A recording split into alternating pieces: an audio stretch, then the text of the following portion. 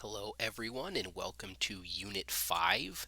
Unit 5 is largely about the rock cycle, but before we can go into depth on the rock cycle, we need to learn a little bit about what a cycle is in nature and then some tips about how to accurately draw them. So let's start by looking at the definition for what a cycle is. A cycle is any process that causes a material to move between or within any of the four spheres on planet Earth. And one of the most important parts of this is that that material or thing, whatever is going through the cycle, can't be destroyed. It can be recycled over and over and over again forever. So this is infinitely recyclable, and that's what these arrows here, the 1, 2, 3 arrow, are trying to represent, that this cycle goes around and around and it does not stop because the thing that is being cycled through never is destroyed. Now, the four spheres that we were referring to in that previous section there aren't really spheres, not in the way that a shape is, but since we have a spherical Earth, we represent those as spheres as well. The first is the hydrosphere, and the hydrosphere is all the water that we have on Earth. The next is the geosphere. This is sometimes called the lithosphere as well, but the geosphere is all of the rock and soil on Earth. The atmosphere is all of the air on Earth, and we've learned about the atmosphere in a previous unit. And the biosphere is all of the life on Earth. So again, those four spheres are hydrosphere, geosphere, atmosphere, and biosphere. And then some tips about how to draw a cycle as well. So one, we want to label everything very clearly. It doesn't matter how good of an artist or how poor of an artist you are, if everything is clearly labeled, it won't be left to your artistic skills to get the message across. Drawing arrows showing where the material is going. We'll have a couple examples of this down below.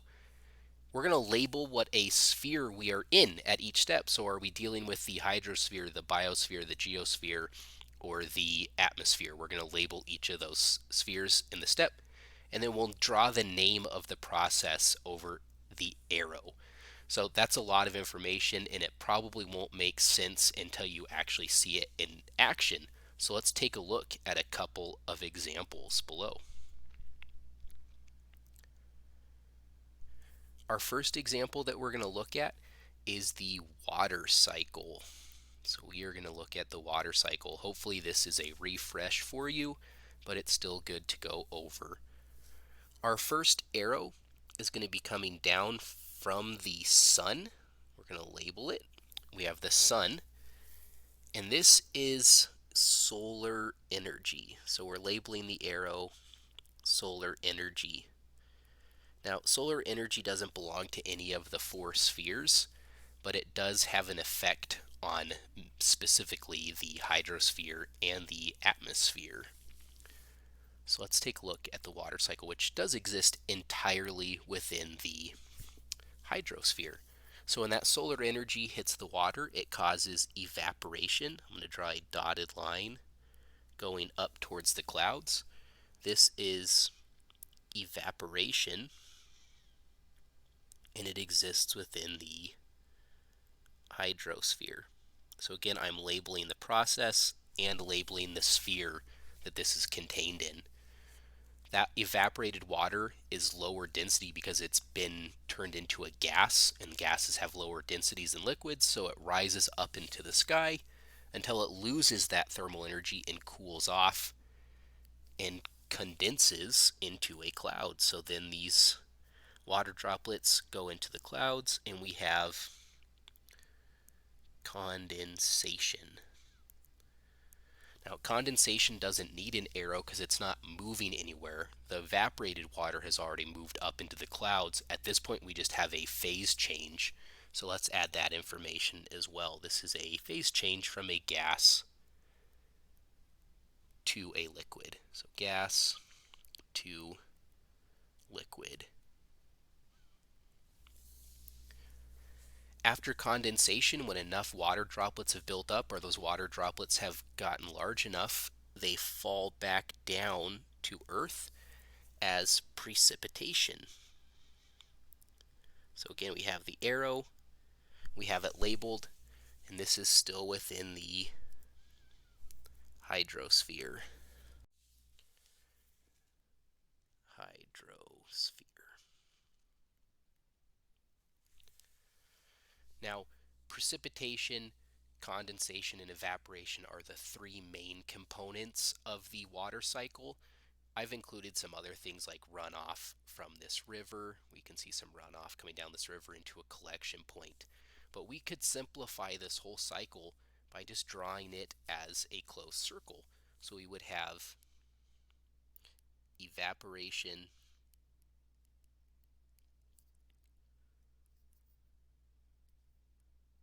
condensation, and precipitation. And hopefully you can see those three main steps would happen over and over and over forever. So this is our first example. Let's take a look at one more example with phases of the moon. Now the phases of the moon we've already talked about, but it's again good to refresh and see how this is an actual cycle. We're going to start with our positioning of the moon as a full moon. So we'll label it full moon. And from here, it's going to proceed counterclockwise. So from a full moon, it will go to a waning gibbous. From a waning gibbous, it will proceed to a third quarter moon. Actually, we're going backwards. Normally, you'd start at a new moon. From a third quarter moon, it will proceed to a waning crescent. From a waning crescent, it will become a new moon.